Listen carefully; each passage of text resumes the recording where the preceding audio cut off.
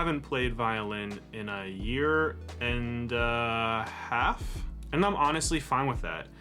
It's been a wonderful but crazy 18 months since my last upload, and about the same amount of time since I even opened my violin case. I've been staying pretty busy though. We've moved 3 times, we've traveled a bunch. Probably the best thing of all is that we have adopted a cat. His name is Murphy, and he's like the best thing that has happened to us recently. But all these things take time, and I am constantly reminding myself that going through these motions of life don't happen immediately, and that there's no rush. Music is one of those things that you really can't force, and so I've been trying to keep like in tune with that. I have been feeling the urge to make a new YouTube video for a few months, but with our last move just completed, I really wanted to wait until we settled into this new space to put out a new video. I was gonna do another tutorial, but when I pulled up my violin, I realized that my strings had been degrading in the case for the last 18 months, which usually happens if you don't like vigorously clean off the strings after storing it for a long-term time. When I realized this, I also realized I haven't ever made a video on how to replace strings on a violin. So here you go, a new video for you all, and I hope you find it very helpful. It's a great place for me to jump back into making more content because I needed new strings, so it's a win-win. Please, as always, ask any question in the comments and I will do my best to respond. Thank you guys for watching. I'll talk to you later. So the strings that we'll be using today to restring this violin are Tom-stick infield dominants. These are excellent beginner strings, great intermediate strings, and good advanced player strings. Very all-around, well-rounded strings. So in a box of fresh violin strings, you have all 4 strings.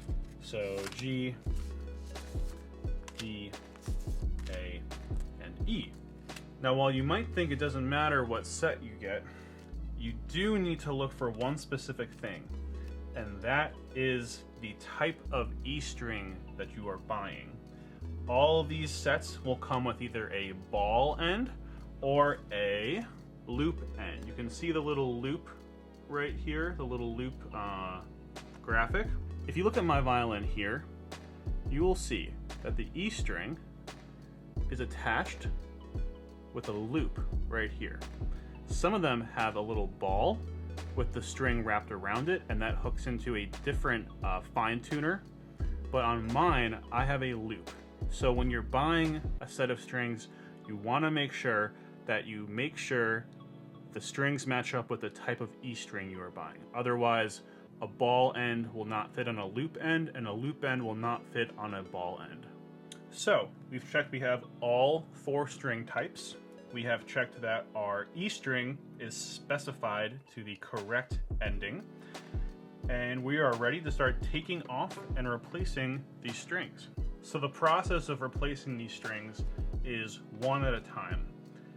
You don't want to take all the strings off the violin and then put them all back on because, number one, the bridge loosens up and it's very hard to get the bridge back in place after all the strings have been taken off. Secondly, and specifically with my violin has this issue where there is a sound peg inside of it that is basically standing up in between the top and the bottom of the violin, inside the violin. And the strings on my violin, because it's so old, actually help keep the sound peg standing within the violin. The sound peg is not glued or nailed or held on by anything except compression. So when I take the strings off this violin, I have had the sound peg loosen and fall over and start rolling around inside the violin, and then I have to take it to a shop to get it fixed.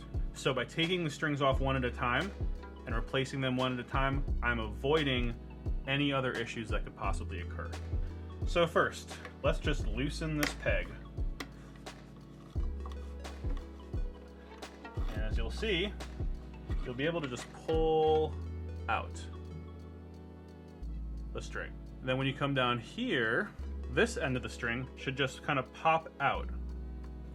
Sometimes you got to get your finger under there and help it wiggle out. And this end just popped out. As you can see here, the G, D, and A strings all do almost always come with a ball end.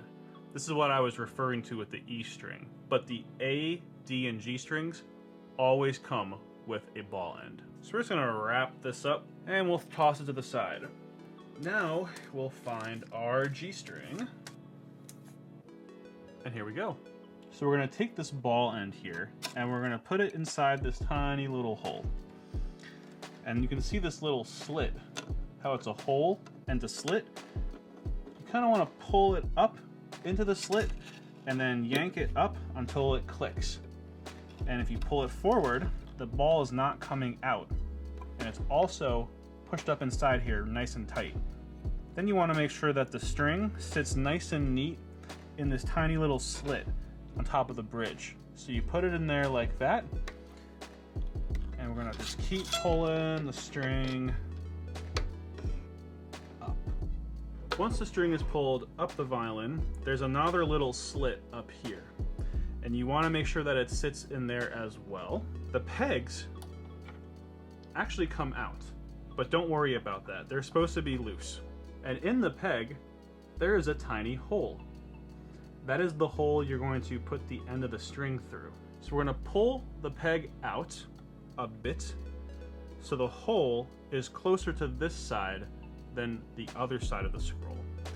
And while the hole is over here, you should be able to slide in the string and just push it till it goes all the way through and then hits the inside back of the scroll. Now here's the tricky part. You have one end of the string going in here and one end of the string going in here. And the rest of it's very, very loose. And you have to get it in the slit and in the slit up here. So what we're gonna do is push it against my chest, and I'm not gonna pull out up here. I'm gonna keep pressure on this so it's still kind of hitting the back inside of the scroll up here on the top. And I'm just gonna push the peg in and start to twist it. And as you can see here, maybe, there is the other end of the string is popping up right there. And that's okay. You want some of the string to be coming out of the other side of the hole. That's how it's gonna get tight. So we're gonna pull that gently so we don't pull it out of the peg until it's kind of just being held down by my thumb nice and lightly, and the rest of the string is just sitting here. And I'm not gonna push down too hard, but I'm gonna push down hard enough here and twist up here so that the string doesn't come out, but it's also a bit tight. I'm also pushing the peg this way, like pushing it in as I twist to get it to stick to the wood. It's basically just friction, wood on wood, holding the peg in there. And as you twist,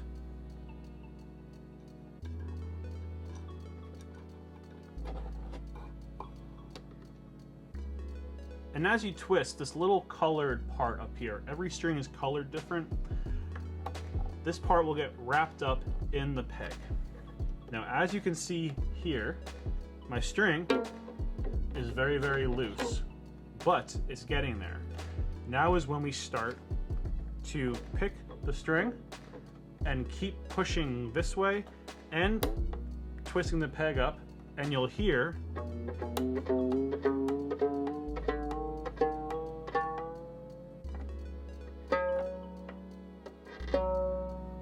the violin tuning, and that is the first string. If you look here, you can see that the string is nice and wound around the peg, just very naturally. It's sitting in its little slit right here. It's also sitting in the bridge slit right here. And it's nice and tight in here. So let's check the sound again. The sound has gone flat. That's because the string is stretching for the first time.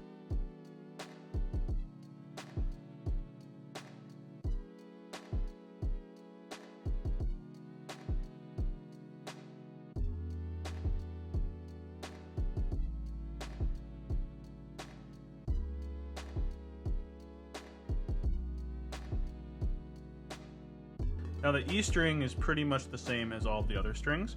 Nothing to worry about, but just bear in mind it is the smallest and the thinnest string. So you do want to be a bit gentle with it. And it basically hooks on just like that, instead of going into the hole. And we're gonna put the violin down, hold it tight, pull the peg out a little bit. Now some E strings come with this little plastic thing right here.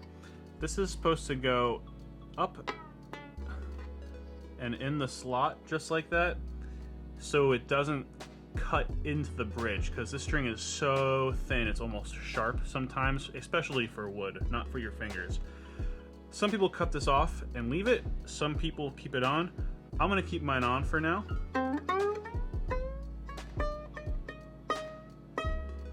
So there we go.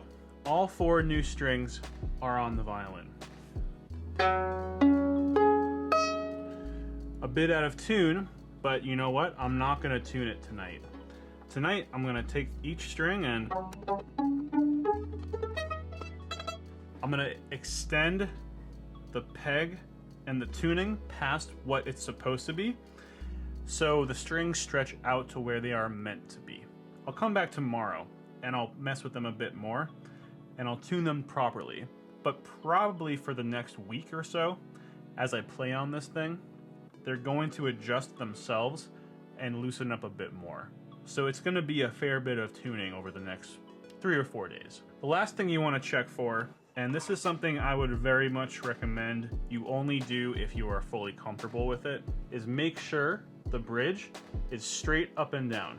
Take the violin, hold it out in front of you, look directly at the bridge, close one eye, and just kind of look at the bridge and make sure that it's perfectly up and down and not tilting, like tilting forward.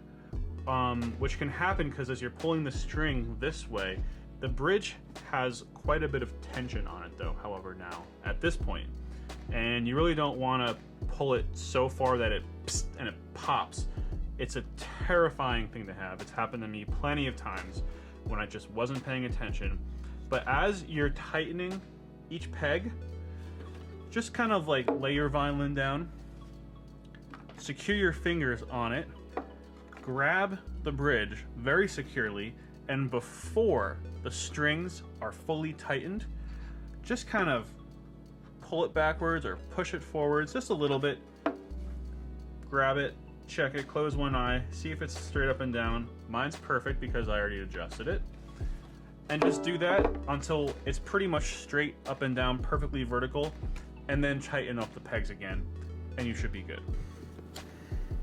Alright guys, so quick little final word for the video, just because I'm at work and I'm editing and I don't really feel like waiting to get home to record this, so I'm doing it now. I know this is one of the more technically and like physically challenging tutorials I've put out, so like I said in the beginning, comment down below if you have any questions, because it's definitely one of the harder things to do with an instrument, especially for a beginner. Besides that, I hope you guys all have an excellent day, and I will see you in the next video.